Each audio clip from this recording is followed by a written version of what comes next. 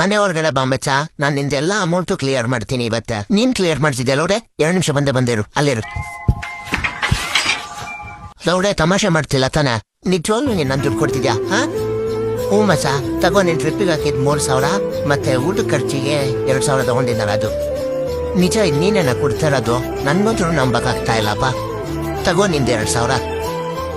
2,000ನಾ? ನಾನು ಇಸ್ಕೊಂಡಿದ್ದೆ ಮಚ್ಚ, ಇಸ್ಕೊಂಡಿದ್ದೆ. ನೀನ್ ನೆನ್ಪಿಲ್ಲ ಅನ್ಸುತ್ತೆ.